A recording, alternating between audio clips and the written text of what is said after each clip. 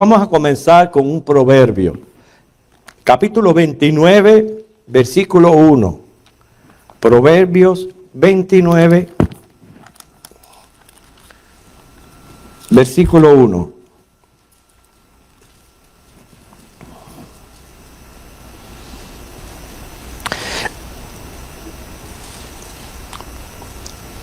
El hombre que reprendido endurece la cerviz, de repente será quebrantado y no habrá para él medicina. El hombre que reprendido endurece la cerviz, de repente será quebrantado y no habrá para él medicina. Hermano, estamos siguiendo una serie basada en esas 10 plagas que fueron enviadas a Egipto, precisamente para redimir al pueblo de Israel de la esclavitud de Egipto, teniendo nosotros la sangre de Cristo que nos redime de todo pecado. Estuvimos ya leyendo la segunda plaga en Éxodo 8, del 1 al 15, pero quiero enfatizar una frase a través de toda la exposición que se encuentra en el versículo 10. Éxodo 8:10. Y él dijo, mañana. Y Moisés respondió, se hará conforme a tu palabra. Y aquí está la frase.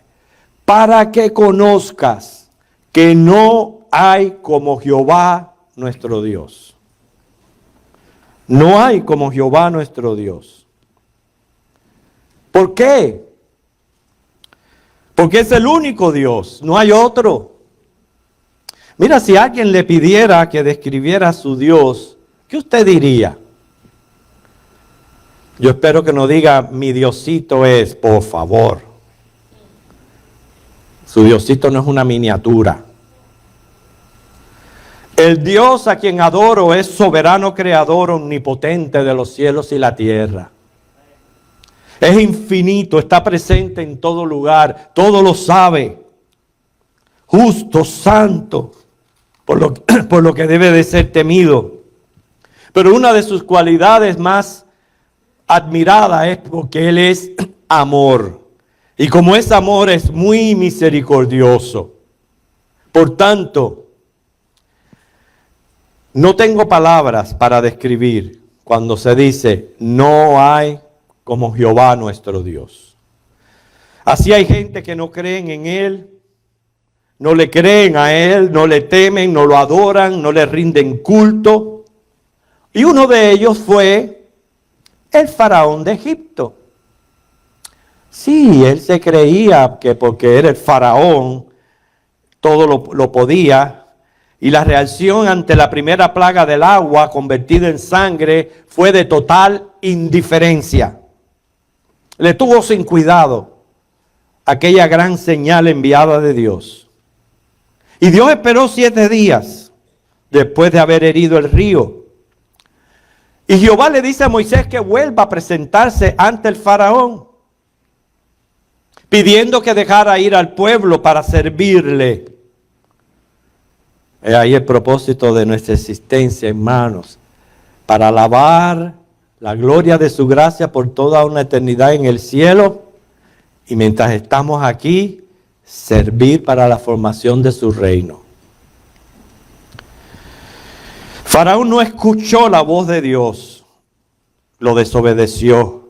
Como dije anteriormente, se creía autosuficiente, desentendido de Dios. Y creía que nada sucede cuando hacemos caso omiso a la voz del Creador. Y eso sucede con la mayoría de los que están en eminencia, que se creen soberanos. Pero como a Nabucodonosor, Dios los puede hacer comer hierba. Esta indiferencia provocó la segunda plaga.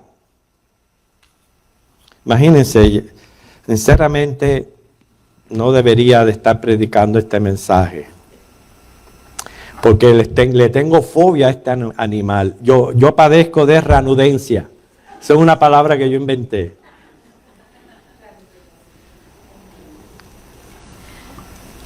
Yo sé que tienen un lugar en el ecosistema del planeta, se comen los insectos, pero que le dejen el trabajo a las lagartijas y desaparezcan de la faz de la tierra. Bueno, pues esta segunda plaga aparecería por todas partes. Yo recuerdo allá en Cuba cómo se metían en los baños. Cuando llovía, los portales se cundían de ella. En fin, un asco. Fíjate que la rana viene del verbo zafar, que significa saltar.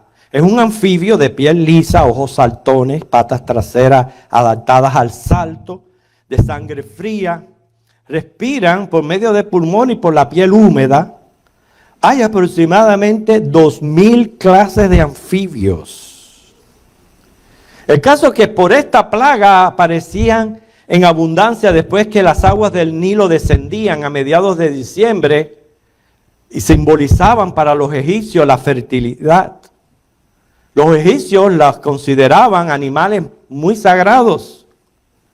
Pero recuerden que uno de los propósitos de las plagas era derribar esos ídolos egipcios. ¿Por qué? Porque no hay otro como Jehová nuestro Dios. Tenían que ver con la diosa Ket, quien ayudaba a las mujeres durante el parto. Su imagen tenía cabeza de rana. ¿Se imaginan, damas, que a pesar de dar a luz con dolor, que sea una rana la comadrona? Por eso vemos cómo la idolatría es total ignorancia, hermanos. Lo que yo creo tiene que tener lógica, tiene que ser congruente, racional. Según la mitología egipcia, Ket dio vida a los cuerpos que su esposo, el dios Nun, creó del polvo de la tierra. Por eso es que este animal era considerado sagrado.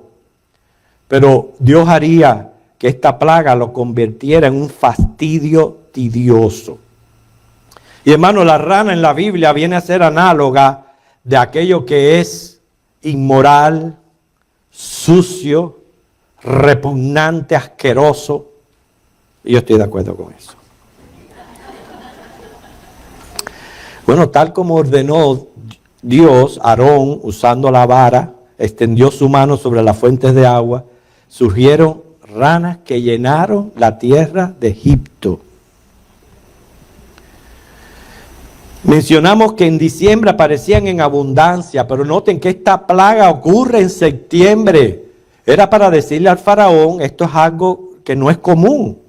Esto es algo que está pasando porque Dios está dando una señal. No solo debemos considerar la asquerosidad, sino, ¿se imaginan el incesante croar de día y noche? Volverían locos, aturdirían a la gente. Dice la Biblia, la misma Biblia, y lo leímos en el texto, que entrarían a las recámaras, saltarían sobre la gente, en las mesas al comer, en los baños. Se lo puedo imaginar. Es la tercera vez que Satanás imita el poder de Dios. Primero fue la serpiente, luego el color rojo del río y ahora las ranas. Los hechiceros del faraón produjeron aún más cantidad de ranas. Mira qué cosa más ilógica. En vez de eliminarlas, lo que hicieron fue producir más.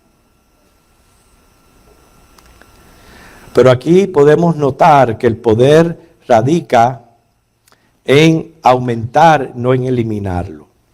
Y usted se preguntará, ¿no se ha preguntado al estudiar estas plagas, por qué Dios lo permitió? ¿Por qué permitió que estos malvados imitaran estas plagas?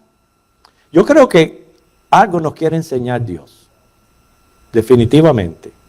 Primero, nos quiere enseñar que el poder del enemigo de las almas, el diablo, es limitado.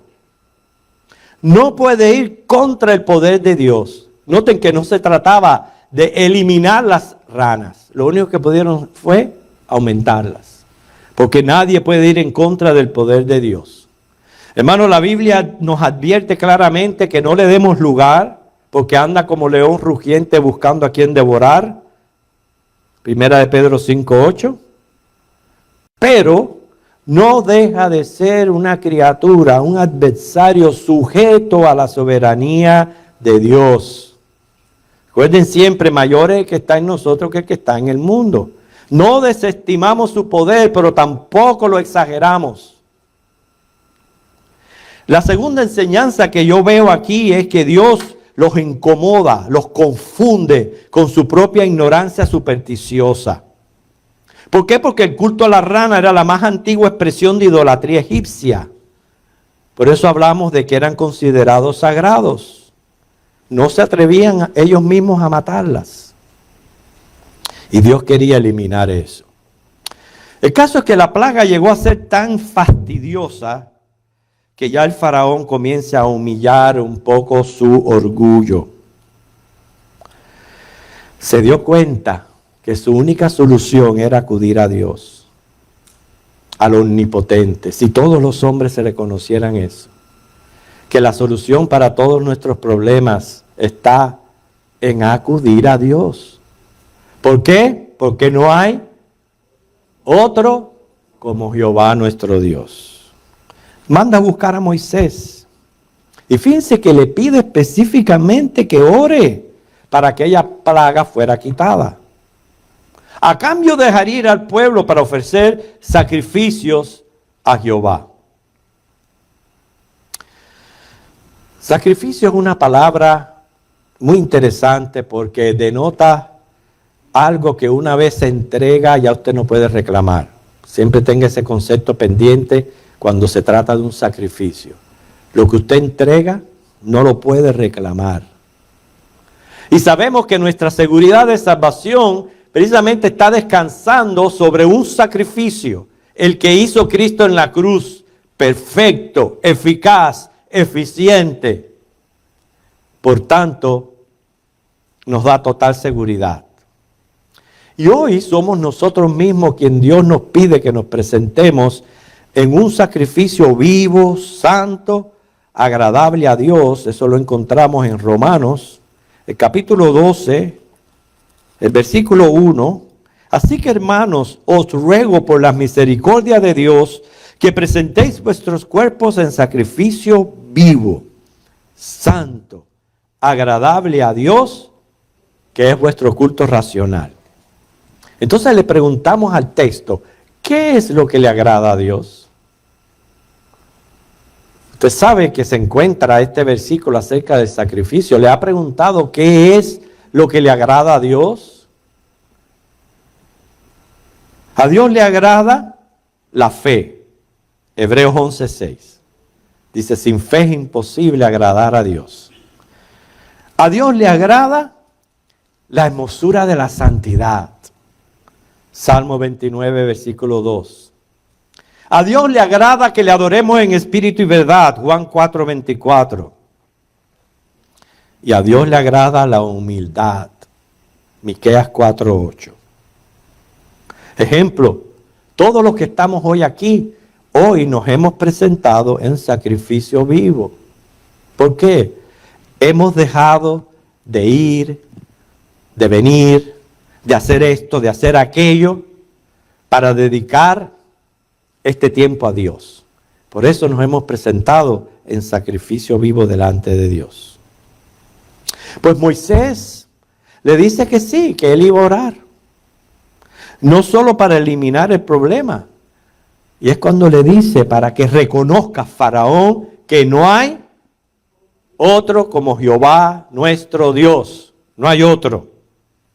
Sí, hermano, debemos de ser monoteístas, creer en un solo Dios, quien nos hizo del polvo de la tierra su imagen, con ese propósito glorioso y eterno de ser sus adoradores, dándole sentido a mi existencia. Como pueblo de Dios somos llamados a ofrecer sacrificios de alabanzas a Dios, Hebreos 13:15. Y cada vez que la iglesia se reúne, eso es lo que hacemos, alabar a Dios en su santuario. Salmo 151. Pero eso sí, hermanos, hay tanta bendición cuando nos congregamos que tenemos que tener cuidado con los faraones, que no quiere que le rindemos culto a Dios, no quiere que le sirvamos. Hay que quitarlos del medio, todos esos posibles obstáculos que impiden que participemos de este glorioso momento, cuando Dios manifiesta su presencia en medio de su pueblo y recibir de Él adoración, alabanza y así bendecirlo. Bueno, pues Moisés clamó a Jehová. Dios escuchó, porque él perseguía sus propósitos. Las ranas murieron. Eran tantas, las juntaban por montones. Imagínense las lomas de rana. Provocaban tremenda peste a descomposición, infestaba toda la tierra. Sin embargo, Faraón, una vez resuelto el problema y pasado el tiempo, se olvidó de Dios. Eso es lo que hacen comúnmente los hombres. La gente busca a Dios por intereses y cuando Dios le cumple sus peticiones, se van y abandonan a Dios. Y la gente necesita saber que no hay otro como Jehová nuestro Dios. Tristemente a veces aprenden la lección a través de experiencias contrariadas y negativas. Pero quiero que busquemos en Apocalipsis capítulo 16 un texto muy relativo a lo que estamos hablando, que son los versículos 13 al 14 de Apocalipsis 16.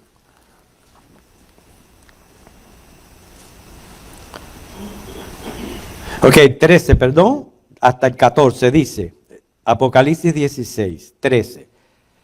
Y vi salir de la boca del dragón y de la boca de la bestia y de la boca del falso profeta, o sea, la Trinidad diabólica, 3 espíritus inmundos a manera de ranas. Pues son espíritus de demonios que hacen señales y van a los reyes de la tierra en todo el mundo para reunirlos a la batalla de aquel gran día del Dios Todopoderoso. Dice el 15, aquí yo vengo como ladrón. Bienaventurado el que vela y guarda su ropa para que no ande desnudo y vean su vergüenza.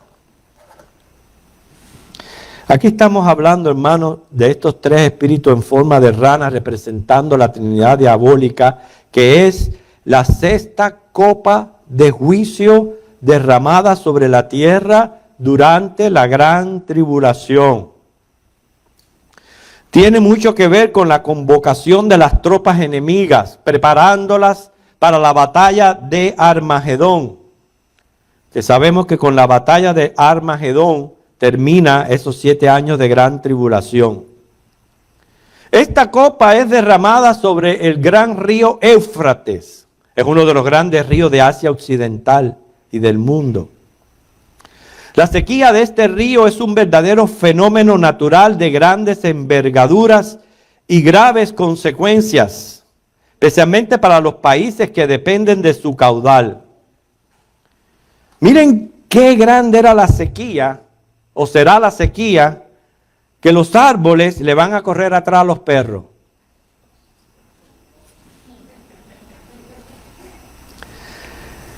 La sequía del río tiene como objetivo, dice, preparar el camino a los reyes del oriente.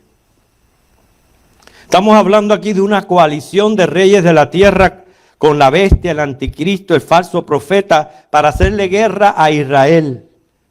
Por eso Juan vio salir de la boca del dragón, del anticristo y del falso profeta a estos 3 espíritus inmundos como sapos. Y los describe tal como son, demonios, que han de tomar posesión de los líderes de las naciones, quienes por medio de una propaganda seductora y organizada hipnotizarán a los pueblos para que se lancen contra Israel. Se unirán, pero para el gran día de Dios.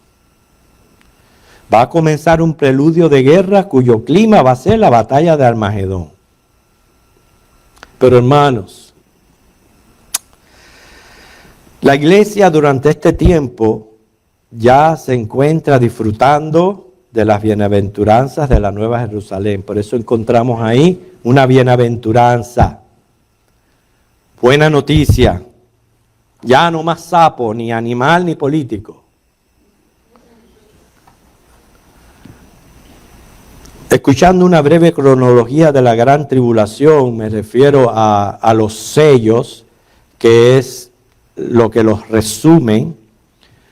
Los capítulos 4 y 5 de Apocalipsis transportan a la iglesia al cielo. Pero hay que ver lo que sucede en el planeta Tierra, porque va a ir en aumento todo lo que ya estamos viendo y experimentando.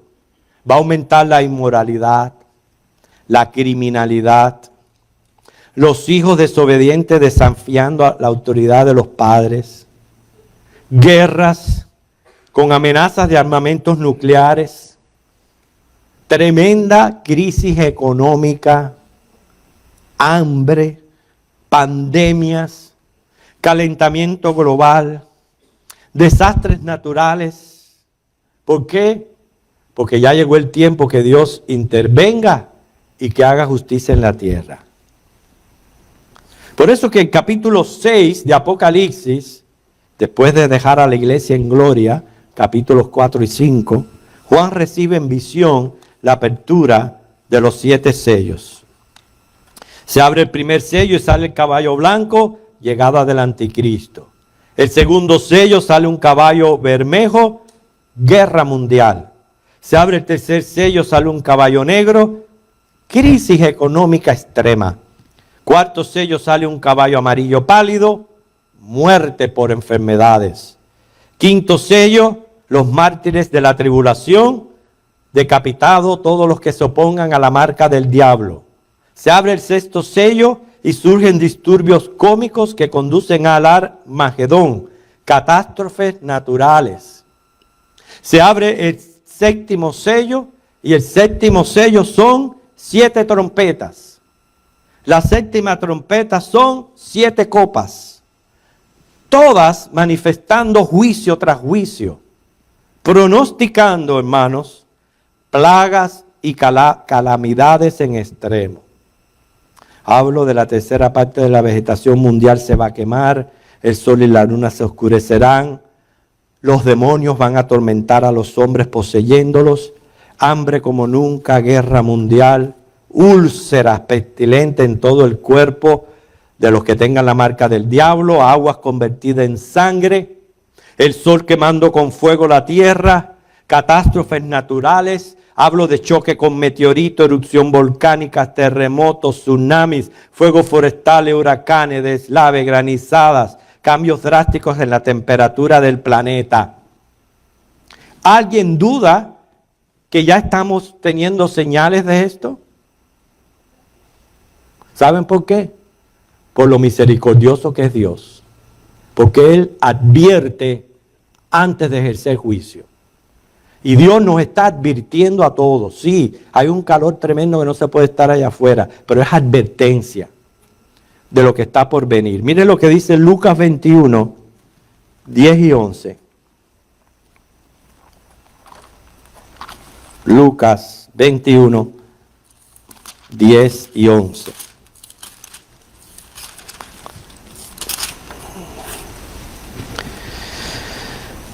Entonces les dijo, se levantará nación contra nación, reino contra reino, y habrá grandes terremotos y en diferentes lugares hambres y pestilencias, que es pandemia. Habrá terror y grandes señales del cielo.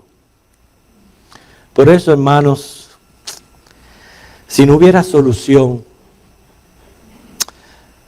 si no hubiera salvación, si no se pudiera escapar de todas estas cosas, yo no las mencionaría. Yo preferiría quedar en silencio, esperando nuestra suerte. Porque la vida de por sí es difícil para causar aún más tensión y problemas. Pero ¿saben qué? Tenemos promesas. Por tanto, toda esta información no tiene por qué asustarnos. Si estamos en Cristo. Miren lo que dice, porque si no leemos esto nos iríamos de aquí un poquito atormentados. Apocalipsis capítulo 3, del 10 al 13.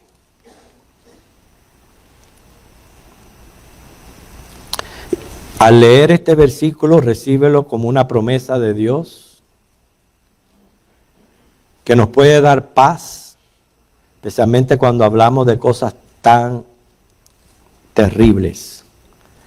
Apocalipsis 3:10 dice: por cuanto has guardado la palabra de mi paciencia, yo también te guardaré de la hora de la prueba que ha de venir sobre el mundo entero para probar a los que moran sobre la tierra. He aquí yo vengo pronto. Retén lo que tienes para que ninguno tome tu corona.